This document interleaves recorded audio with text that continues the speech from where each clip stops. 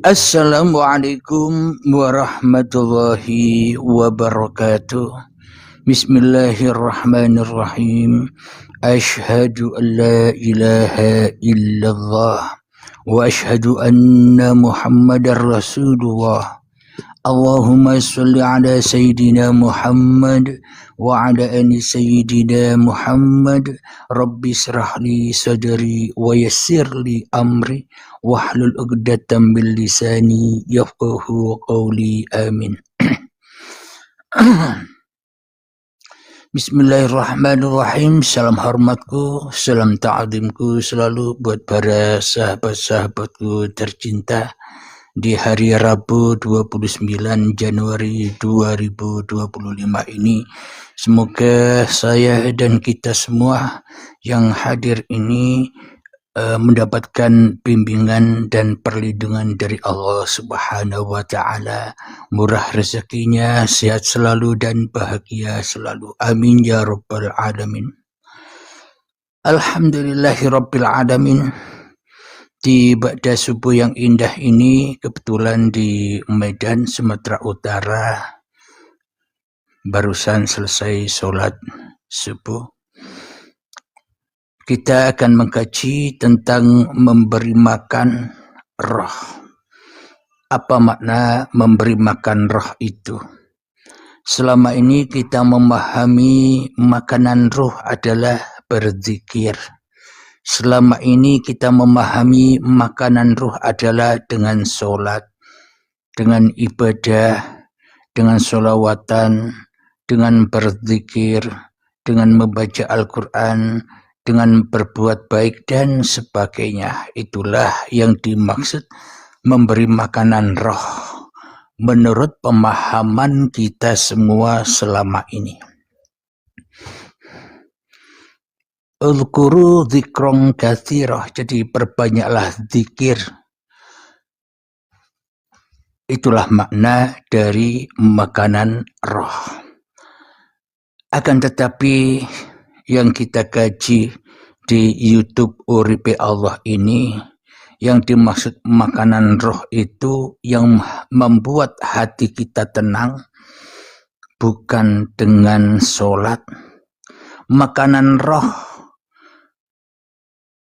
agar kita bisa tenang di dalam kehidupan ini bukan dengan ibadah, bukan dengan baca Al-Quran, bukan dengan berbuat baik, bukan dengan sholawatan, dengan zikiran dan sebagainya.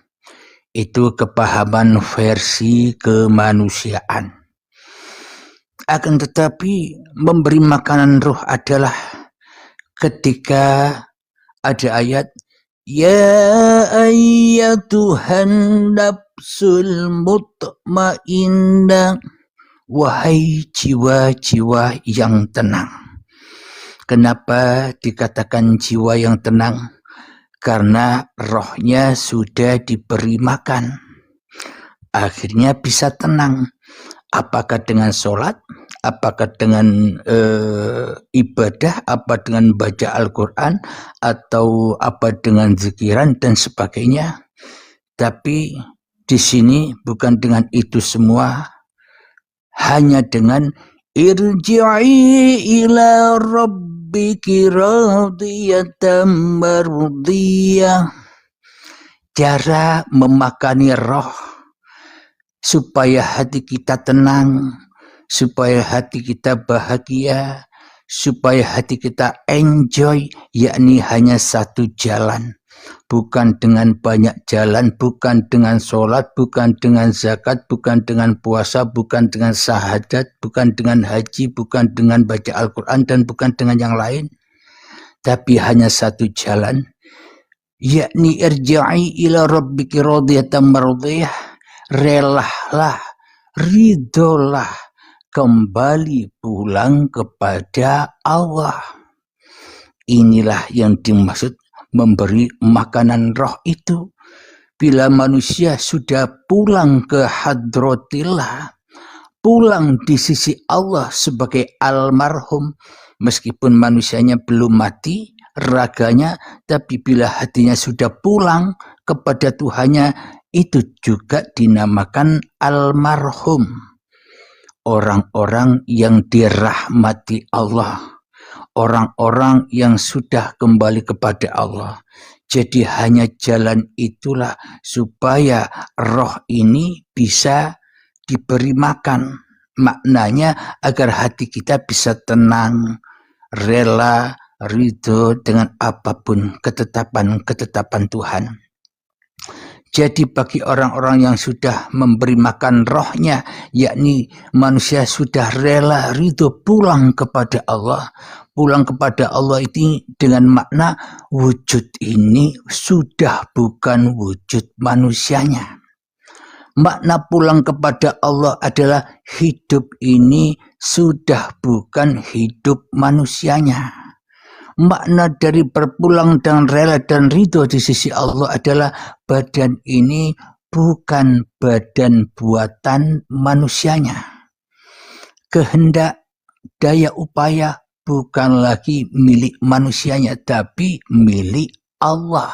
Itulah orang-orang yang berpulang kepada Allah. Meskipun raganya masih hidup, tapi hatinya sudah lillah. Dengan begitulah akhirnya makanan roh itu ketika manusianya tenang hatinya, ridho dengan ketetapan atau ridho dengan keputusan Tuhan di dalam kehidupan ini.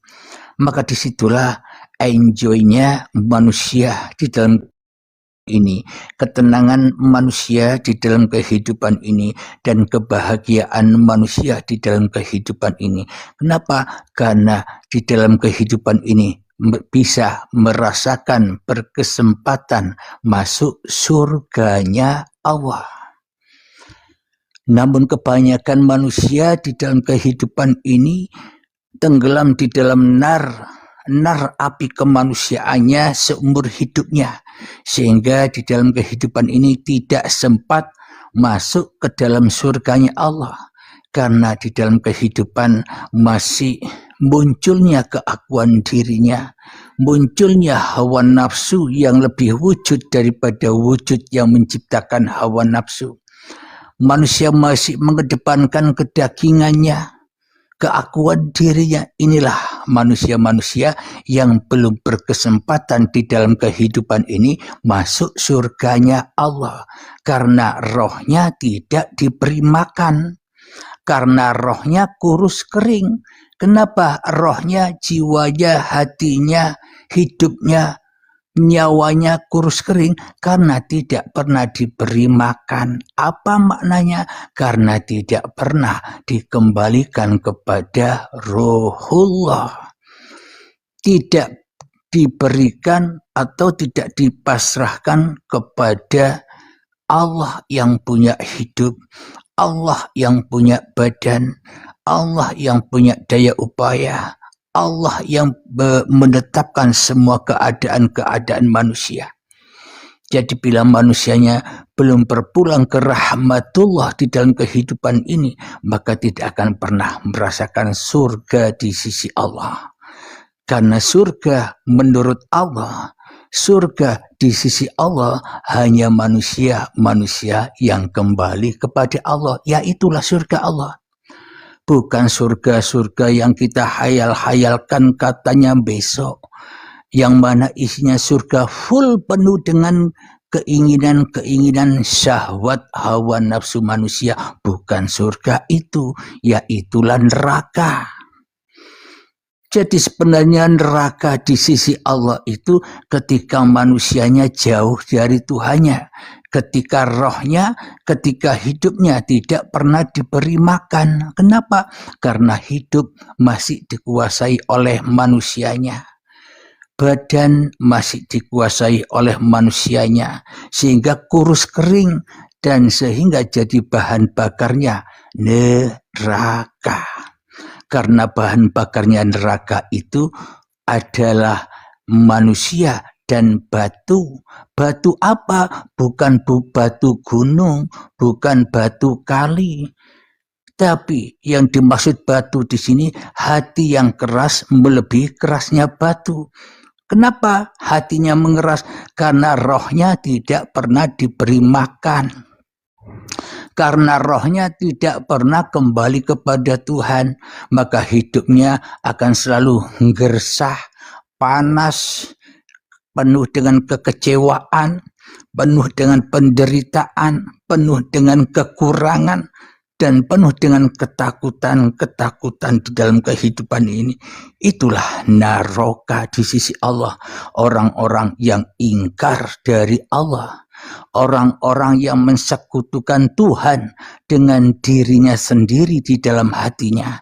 Karena manusia selama ini meyakini bahwa dirinya makhluk, tapi prakteknya manusia tidak rela, tidak ridho jadi makhluk di dalam hatinya.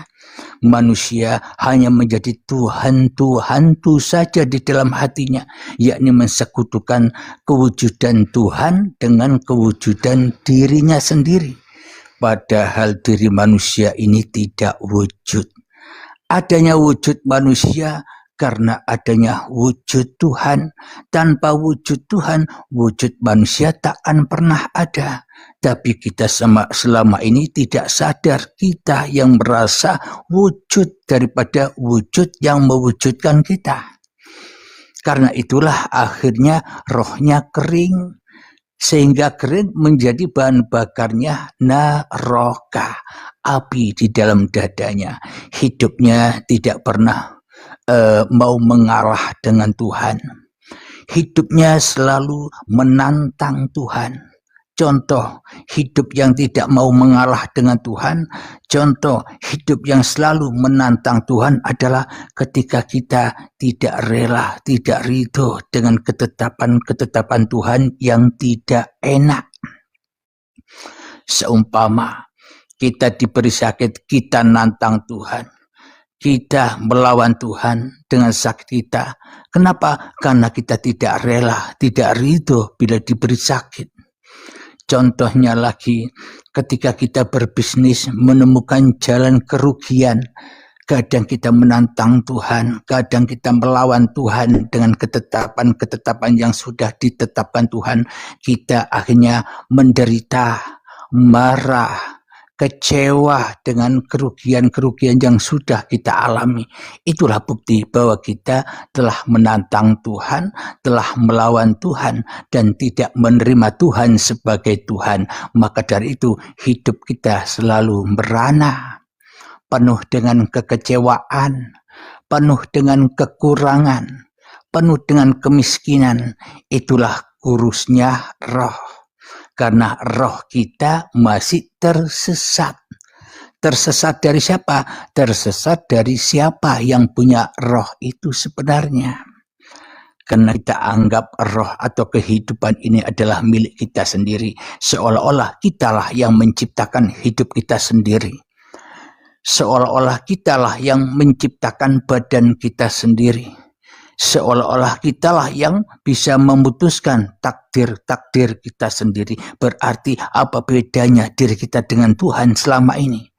Kita selama ini mengaku sebagai makhluk, ciptaan. Tapi praktek di dalam kehidupan kita tidak mau jadi makhluk. Kita tidak mau jadi ciptaan. Kita senangnya duduk sebagai pencipta. Apa buktinya? Semuanya kita anggap bahwa kita yang bisa mengerjakan. Contoh, ketika saya lagi duduk, hanya saya yang bisa duduk. Allah tak bisa duduk. Kenapa? Allah tidak ada. Kita selama ini meyakini adanya Allah, tapi dalam hati kita, praktek kita mentiadakan Allah, mentiadakan Tuhan. Kenapa?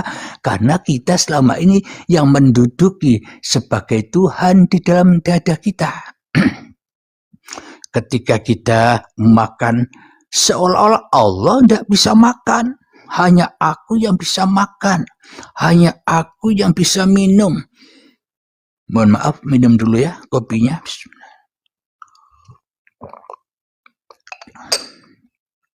Di dalam hati kita hanya kita yang bisa ibadah, kita yang bisa sholat, kita yang bisa baca Al-Quran, kita yang bisa mengaji, kita yang merasa bisa berzikir. Semuanya serba Tuhan, Tuhan, tuh hawa nafsu.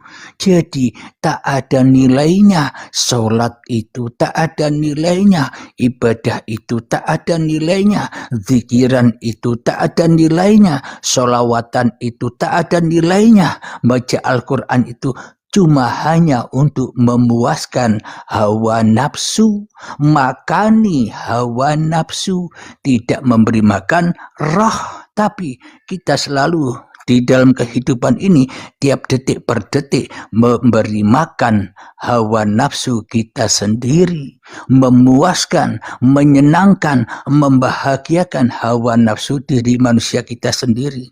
Kenapa kok bisa begitu? Karena Tuhan tidak ada. Karena Tuhan tidak wujud. Wujudnya Tuhan, adanya Tuhan hanya tipu-tipu muslihatnya hawa nafsu saja agar kelihatannya beragama dan bertuhan.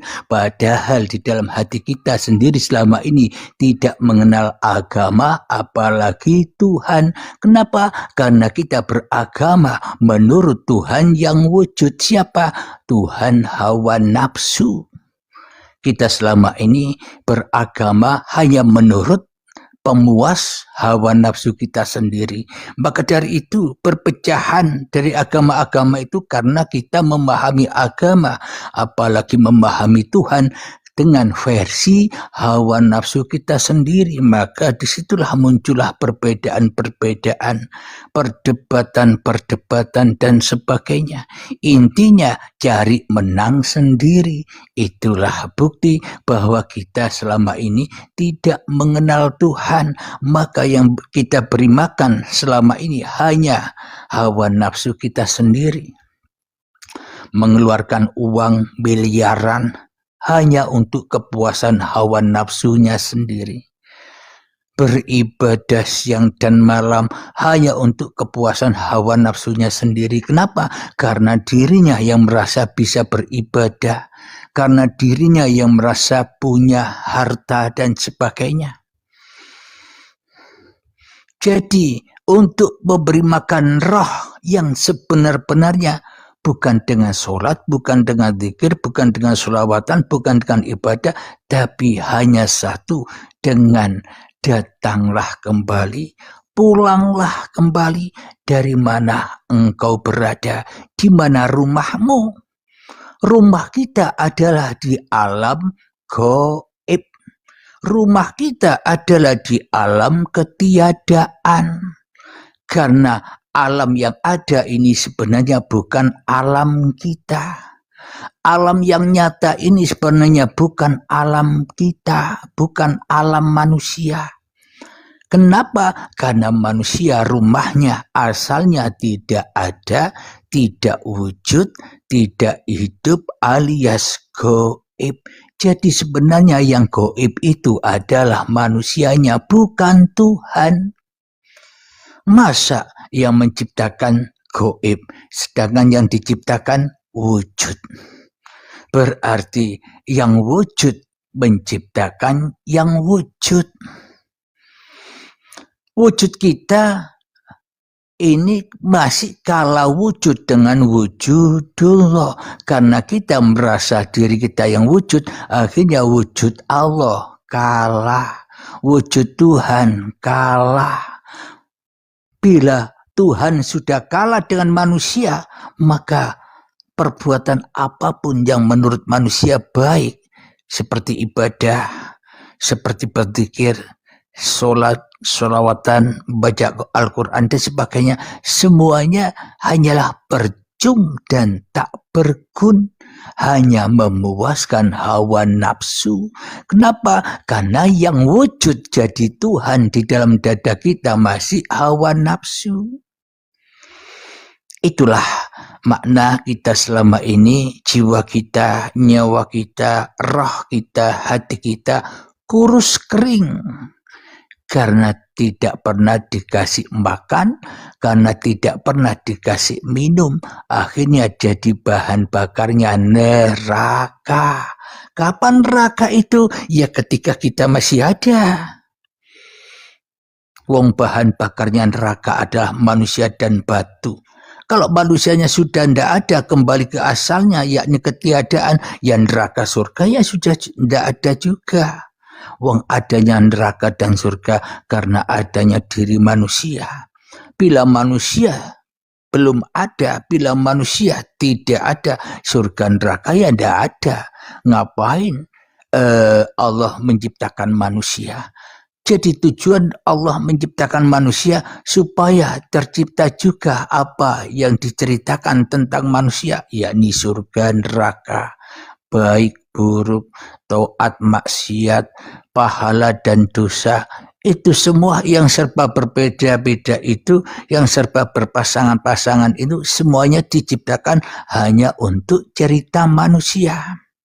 Namun bila manusianya sudah kembali, irji'i ila rabbiki radiyatan mardiyah, bila manusianya sudah kembali kepada Allah, maka sudah tak ada cerita lagi tentang itu. Wong yang ada hanya Allah.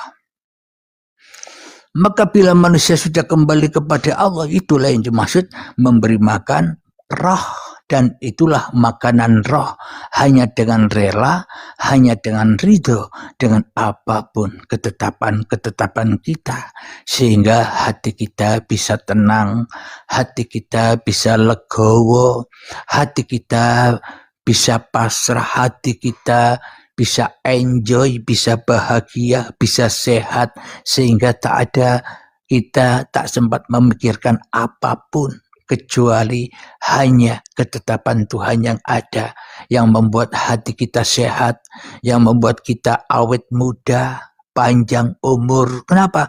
Karena kita sudah tidak bisa mengurusi diri kita sendiri, karena hanya Tuhanlah yang berhak mengurusi ciptaan-ciptaannya. Bukan kita yang berhak mengurus diri kita sendiri. Kalau kita merasa berhak mengurusi diri kita sendiri dan orang lain, apa bedanya kita dengan Tuhan? Alhamdulillahirabbil alamin. Ketika sudah dipulangkan asalnya manusia tidak wujud, kembali tidak wujud.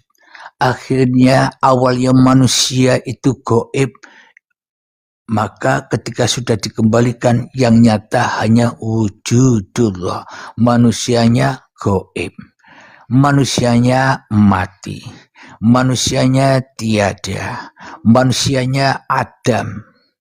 Sehingga ketika sudah seperti itu, maka fadkhuli fi ibadi, maka jadilah hamba-hambaku yang mengabdi.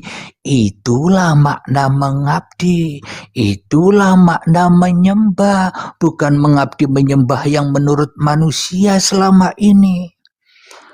Mengabdi menyembah itu bukan dengan sholatnya manusia, bukan dengan ibadahnya manusia, bukan dengan zikirnya manusia, bukan dengan perbuatan baiknya manusia, bukan. Menyembah mengabdi itu bila hanya Tuhan yang berkuasa atas manusia. Sholatnya sudah dikuasai, sudah digerakkan Tuhan, itulah mengabdi. Ibadahnya sudah dikuasai, sudah digerakkan Tuhan di dalam beribadah, itulah yang disebut kembali, itulah yang disebut memberi makan roh. Yang bisa makan dan minum bukan manusia lagi. Bila manusianya tidak ada, ya tidak ada makan dan minum. Maka yang bisa makan dan minum, yang butuh makan dan minum, ya yang punya cerita. Ya Tuhan sendiri yang butuh makan dan yang butuh minum. Manusia tidak butuh makan, tidak butuh minum. Wong gaib.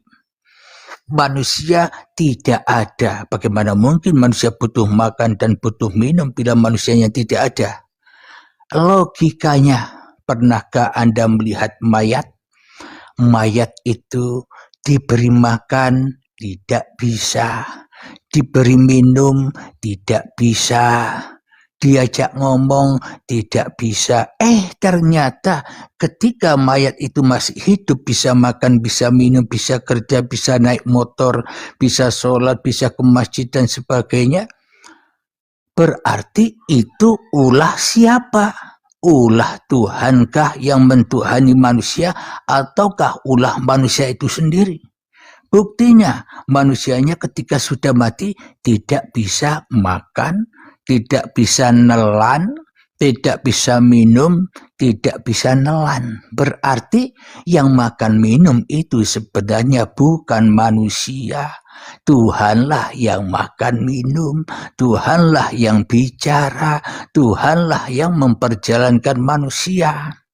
Tapi pemahaman kita selama ini hanya pemahaman Tuhan hawa nafsu, maka tidak rela, tidak ridho, tidak percaya bahwa yang ngapa-ngapain munculnya manusia dan apa yang digerakkan manusia ini gerakan Tuhan.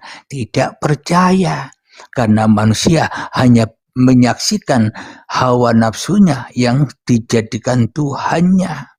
Maka melihat manusia pun juga seperti itu, melihat hawa nafsu. Ya itulah manusia yang sudah masuk neraka. Minum dulu sobat.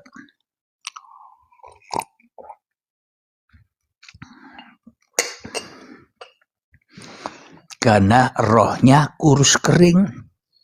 Karena kenapa kok kurus kering rohnya? Karena rohnya tidak pernah dikembalikan. Rohnya tidak diserahkan, karena manusia masih memakai roh Tuhan sebagai roh dirinya. Manusia memakai hidupnya Tuhan sebagai hidup dirinya. Berarti manusia selama ini sudah lama hidup jadi perampok, tapi tidak sadar. Maka dari itu hidup saja dari ngerampok. Di dalam kehidupan ini dirampok semua, bahwa semuanya hanya milik manusianya.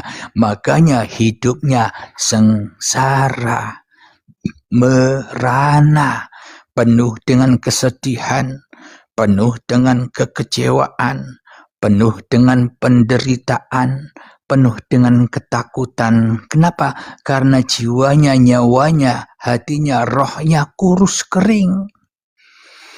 Karena tidak diberi makan oleh manusianya. Bagaimana mungkin manusia bisa memberi makan roh? Sedangkan roh itu bukan roh manusia. Jadi makna untuk memberi makan roh itu, ya kembalikan roh itu, sucikan lagi dari kepemilikan manusianya. Sucikan lagi dari hak milik manusia, bahwa roh itu bukan roh manusia. Hidup yang bicara ini loh, yang mendengar Anda itu loh, itu akan hidup selamanya, tidak pernah mati. Yang mati ya hanya mulutnya saja, yang mati ya hanya telinganya saja. Pendengaran, perkataan, penglihatan, kehidupan, hidup bakok langgeng. Kenapa kok demikian? Karena manusia itu fana, rusak. Tidak bisa hidup, tidak bisa melihat, tidak bisa mendengar, tidak bisa merasa. Ya itulah manusia, fitrahnya duduknya di situ. Bila manusia sudah kembali kepada fitrahnya, otomatis rohnya akan sehat, rohnya akan semangat, rohnya akan berkuasa atas badan-badan manusia. Bila Allah yang berkuasa atas diri manusia, manusianya hidupnya enjoy. Manusia hidupnya selalu bahagia, hidupnya selalu tenang, hidupnya selalu cukup dengan kecukupan apa yang diberikan Tuhan. Tidak pernah mengeluh, tidak pernah merasa miskin. Kenapa? Karena Tuhan yang memelihara manusia, Tuhan yang menguasai manusia. Karena Tuhan maha enjoy memperjalankan ciptaan-ciptaannya. Tuhanlah yang enjoy. Apa makna dari enjoy itu? Jais, wenang, sakarepe dewe, wong guna dewe. Allah itu maha wenang, maha jais, maha enjoy. Kenapa? Karena hanya Allah yang punya langit dan bumi. Karena hanya Allah yang punya manusia. Karena hanya Allah yang punya setan, yang punya iblis, yang punya jin, yang punya malaikat, yang punya tumbuhan, yang punya hayawan, dan sebagainya. Miliknya Allah sendiri, makanya maha enjoy, maha jais. Logikanya begini, bila Anda bisa beli rumah sendiri, beli perabotan untuk mengisi rumah, menghiasi rumah, beli kompor untuk di dapur, beli piring, pisau dan sebagainya, banyak nama-nama yang Anda beli. Jadi Anda enjoy saja di dalam rumah Anda. Kenapa? Karena semuanya atas pembelian Anda. Karena semua yang ada di dalam rumah Anda milik Anda sendiri, makanya bisa enjoy. Kenapa? Karena Andalah yang punya rumah itu sendiri. Tapi kalau ada orang lain masuk ke dalam rumah Anda, maka orang lain yang masuk ke dalam rumah Anda tak akan pernah bisa enjoy. Kenapa? Rumah orang lain. Sama halnya diri kita, bahwa bila kita masuk ke dalam ruhullah, bahwa roh ini terkuasai oleh manusianya, kita hidup di dunia ini tidak akan pernah tenang, karena kita memasuki rumah Tuhan tanpa kita permisi kepada Tuhan. Kita masuk saja dengan sombongnya kita, maka hidupnya selalu gelisah, khawatir, ketakutan dan sebagainya. Kenapa? Karena bukan rumahnya sendiri. Hidup ini bukan hidupnya sendiri. Maka manusia pada ketakutan, takut mati, takut menderita, takut rugi, takut sakit dan sebagainya, karena bukan rumahnya manusia.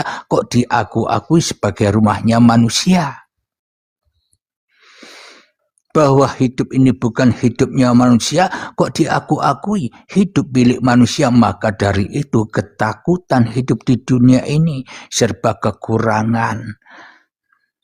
Akhirnya memerintah tuan rumahnya, manusia, dengan doa-doanya, ya Allah, limpahkanlah aku rezeki, ya Allah, berilah aku rumah, berilah aku mobil. Manusia ini tamu, kok memerintah yang memiliki rumah. Hidup manusia ini bukan hidupnya sendiri, kok merintah hidup. Inilah selama ini kita salah paham di dalam bertuhan, kita salah iman, salah akidah.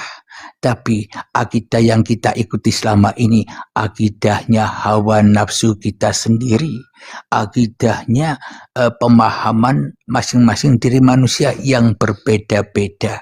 Maka dari itu manusia sering berbenturan dengan manusia yang lain, karena manusia merasa punya akidah, merasa punya iman, merasa punya Tuhan, dan merasa punya keyakinan sendiri-sendiri. Maka dari itu hidup tidak ada toleransinya, hidup tidak ada tenangnya, karena bukan rumahnya sendiri. Coba Anda masuk ke dalam rumah Anda sendiri. Di mana rumah kita? Ketiadaan itulah rumah kita. Di mana rumah kita? Kegoiban itulah rumah kita. Itulah fitrah manusia. Jadi sinkron, cocok dengan ayat di dalam Al-Quran, surat Al-Insan, surat untuk manusia. Di dalam surat Al-Insan ayat pertama sudah disebutkan fitrah diri manusia, yang mana ayatnya, Bismillahirrahmanirrahim. Hal ata 'alal insani hinum minad dahri lam yakun syai'an madhkura. Yang artinya, bukankah dulu ketika saat itu kalian belum bisa disebut? Jadi manusia ini belum ada sesebutannya, belum ada manusia. Itulah yang dimaksud fitrah diri manusia kita adalah laisa kamislihi sayun. Manusia inilah yang bukan seperti apa-apa. Manusia inilah yang bukan seperti siapa-siapa, yakni manusia belum ada sesebutan wong goib, wong tak ada, yang tidak bisa disebut. Berarti yang bisa disebut itu ya yang ada Allah sendiri. Tanpa Allah kita tidak tahu bahwa diri kita adalah manusia. Tanpa hidup kita tidak tahu bahwa raga ini adalah raga manusia. Tanpa hidup kita tidak akan pernah tahu alam semesta ini. Maka dari itu sinkron dengan laulaka ya Muhammad. Bila bukan karena dirimu, wahai Muhammad, maka aku tak akan pernah menciptakan alam semesta. Logikanya, tanpa diri Anda, tanpa diri saya, maka tak akan pernah ada alam semesta. Jadi sesungguhnya raja alam semesta, raja yang bisa menyaksikan alam semesta adalah khalifah Tuhan. Manusia inilah khalifah Allah. Dengan manusia maka terlihatlah kenyataan langit dan bumi. Terlihatlah kenyataan baik dan buruk. Terlihatlah kenyataan taat dan maksiat. Terlihatlah kenyataan dosa dan pahala dan sebagainya. Karena diri manusia inilah semuanya cerita itu ada. Tanpa kita maka tak akan pernah ada cerita. Tanpa manusia maka tak akan pernah ada pagelaran. Jadi sebenarnya manusia tidak butuh Tuhan. Tuhanlah yang butuh manusia. Bila Tuhan tidak butuh manusia, ngapain kita umat manusia ini diciptakan? Jadi bila Anda sudah memahami bila Tuhanlah yang butuh manusia, manusia tidak butuh Tuhan, mestinya kita, Anda, saya kan mestinya enjoy saja. Diperankan Tuhan bagaimanapun, enjoy. Diperankan kita jadi orang miskin, enjoy. Diperankan kita jadi orang kaya, enjoy. Pokoknya di dalam dua keadaan tetap enjoy. Kenapa? Karena Tuhanlah yang butuh. Aku diperankan sebagai si miskin. Kenapa kok bisa enjoy? Karena kita sudah sadar bahwa Tuhanlah yang membutuhkan. Saya peran jadi orang kaya. Karena sesungguhnya peran miskin dan kaya saling membutuhkan. Yang kaya butuh si miskin pun juga butuh si kaya. Bila si kaya ini tidak butuh si miskin, maka dengan kekayaannya ia akhirnya membangun rumah-rumah sendiri. Kalau si kaya tidak butuh si miskin, akhirnya membuat bangunan, mau meningkat rumahnya dikerjakan sendiri. Dengan bersusah payah. Kenapa? Karena ia tidak butuh kepada si miskin. Namun Allah ciptakan saling membutuhkan. Yang kaya pasti butuh yang miskin. Yang miskin pun juga pasti butuh yang kaya. Saling membutuhkan. Itulah esanya Tuhan. Itulah kesempurnaan Tuhan di dalam menciptakan. Yang paham kajian ini, memang Allah memberikan peran kepada Anda bisa memahami kajian di Uripi Allah ini. Yang tidak paham pun juga harus bisa enjoy. Maknanya Tuhan, maunya Tuhan memerankan aku tidak paham. Anda enjoy saja. Ngapain harus marah-marah karena tidak paham? Anda sudah ditetapkan oleh Allah sebagai peran tidak paham. Ya enjoy saja. Yang membuat Anda tidak paham kan bukan Anda. Allah yang membuat Anda tidak paham. Maka dari itu bila Anda mengenal Allah, hidup dimanapun tetap enjoy. paham ya enjoy, ndak paham ya enjoy. Kenapa? Karena yang tidak paham butuh kepada yang paham, dan yang paham pun butuh kepada yang tidak paham.